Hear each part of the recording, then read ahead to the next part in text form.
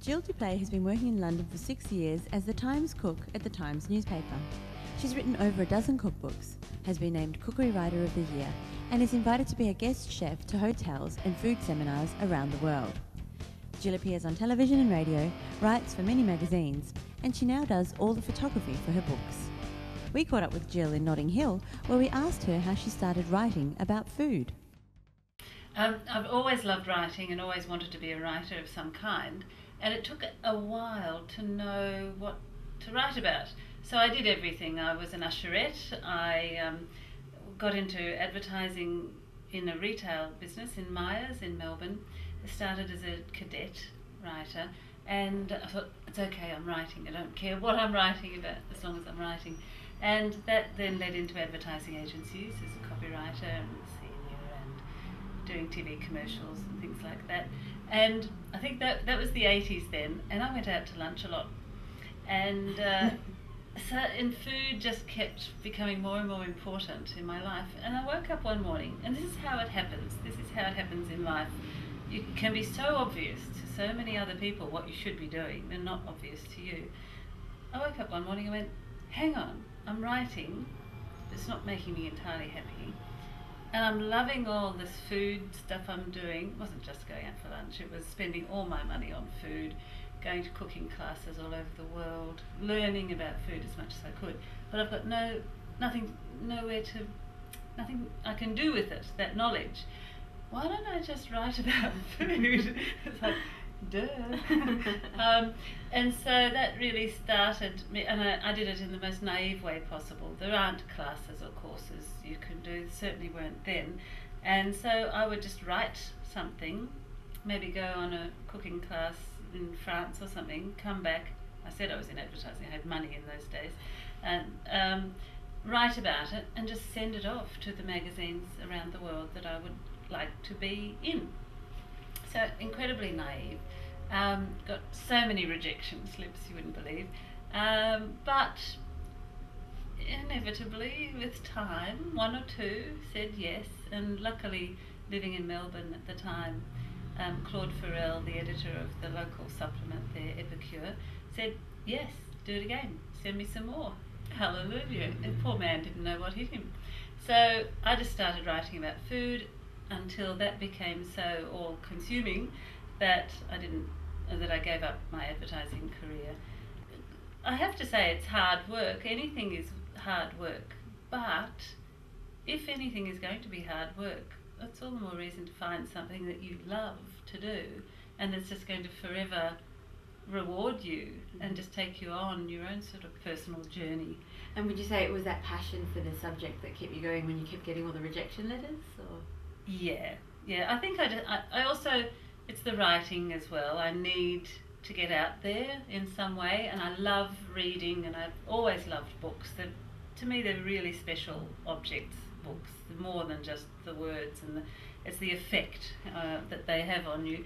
And so food was my way of getting a book. I didn't even think of that at the time.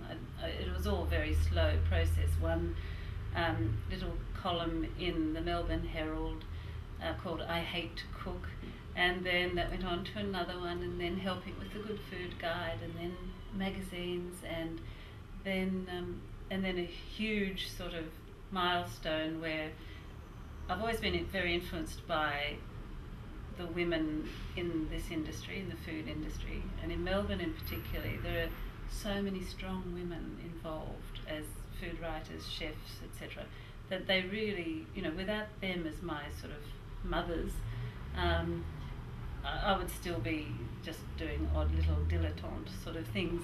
And so one of them, Dial Weig, was leaving her quite established job in a newspaper called the Sunday Age, and she came around to my place and she said, I want you to try for the job, I'm going to put you forward for it. And this is how generous these women are. And because I've seen other examples of not generous in my life, and these women always were generous. And I just said, I can't do that, little old me. And she just said, yes, you can. Oh, okay. well, now I owe it to you to try.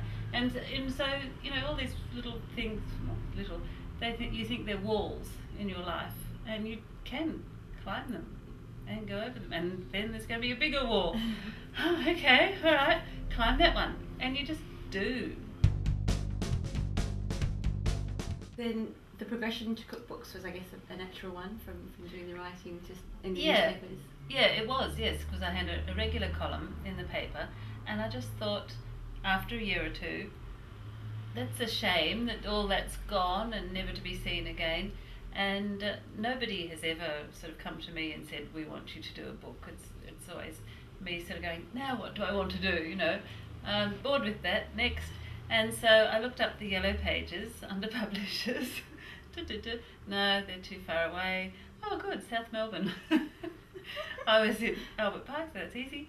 Got on my bicycle, went down there, and luckily, and this is, you know, there is a lot of luck involved. Sue Hines, the commissioning editor for Read Books, had just been reading my column in the paper, and so recognised my name and said, "Oh yes, do come in. Yes, we might be interested in a book." Oh wow, this is amazing. We did such new work, really fresh work, things that had never been done before, and like a combination gift pack of a fantastic little cookbook of pasta recipes, for instance, and a CD of opera, because we were so into opera at the time, still are, and pasta, but with a local restaurateur, Ronnie Di Stasio, and just, you know, trying to invent this thing, and how does the pack work, and how do you open it, and how do you market it, and being at that real grassroots level. I love that. So it's funny, you know, because there was a lot of that stuff I was doing in advertising as well for about 10 years. So nothing you do is ever wasted, and I love that. You know, maybe the usherette thing was a bit of a red herring, but every other thing I've done, I've realised later, oh, isn't that interesting that I knew what to do in that situation, or I wasn't fazed by having to brief a photographer, and it's because I'd done it before, not really knowing where it was leading. Mm-hmm. Yeah. You had such a wonderful network back in Melbourne, obviously, and all the locals. How did you suddenly decide to uproot and move to the big smoke of London? It was the first time I'd ever moved countries. I've never lived outside Australia, and it was time. And we started realising we had been a little bit what a gardener would call pot-bound. Yeah, mm-hmm. The roots are still there and still growing in the pot, but they are limited, and you can still grow that way, but not to the extent where if you break the pot open or transplant, then hopefully you blossom and grow. And then the Times rang, the Times of London newspaper, and people there had known about, well, they were looking for a new, what they call Times cook, which is Cookery editor of the Times. It was the year 2000. I think they were feeling very pre-millennium, and they wanted a big change. So they interviewed several English food writers and this one red herring from Australia. So I sent sample copies, my photography as well, and they said, we'll take that one. And I started laughing hysterically, thinking, I really didn't think you meant it. I'm happy because I've got Europe at my feet, and country, England and London, and new indigenous ingredients to learn about, like cob nuts, Kentish cob nuts and things. They're like hazelnuts, it's okay. But you know, this is exciting, and lots of different food issues here that of great concern, like in those days the BSE, and food safety and organic and food miles, and so it's been a real growing up, I think, for me. So we end up in Notting Hill, which is currently being renamed Notting Hell by various novelists, but absolutely love it, because it's totally surrounded by food shops. It's an ability for Terry and I to just concentrate on what we do. And I think in the 6 years we've been here, But we haven't changed the world or anything. We're not we're not ambitious in the sense of we have to be famous. We are ambitious in the sense that we want to keep learning, and that has been incredibly successful. So what's the best advice you've ever received? You can do it. Yeah, it's a bit Nike, isn't it? Just do it.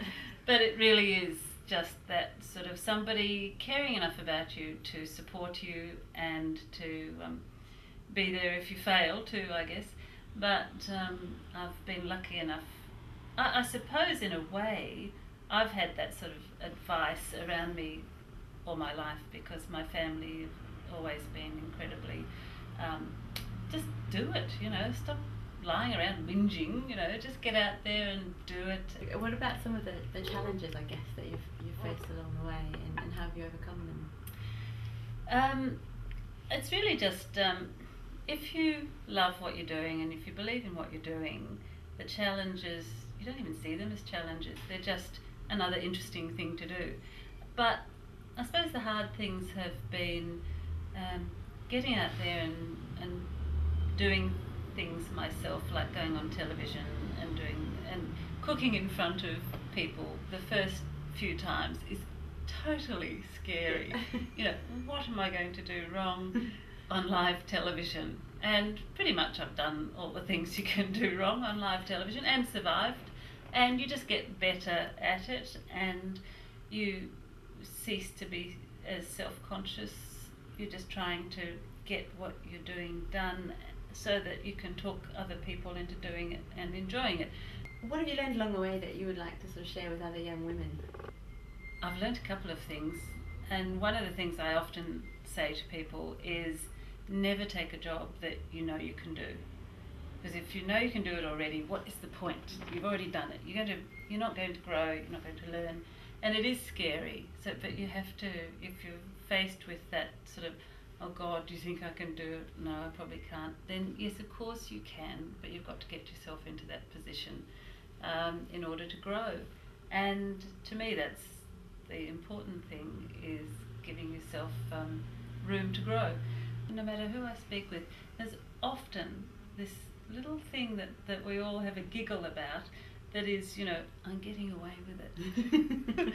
And it's quite a charming sort of way of being modest, I suppose, about about your achievements. But everyone that I know has that sense. And I've heard Jack Nicholson say it, I've heard Bill Granger say it, fabulous foodie mate from Australia. So many people I admire and respect go, they haven't caught up with me yet, they don't realise I'm bluffing. And what does that mean? What does that say to us? That says that if you are going to throw yourself 100% into something, and you have a natural talent for it, obviously, you are going to be good, you are going to have a good effect on people. But are you ever going to believe this? I don't know.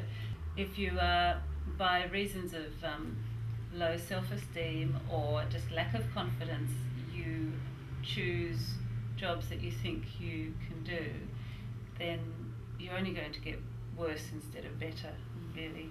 Yeah, because it's those times where you have risen to the occasion that give you the confidence to do it again.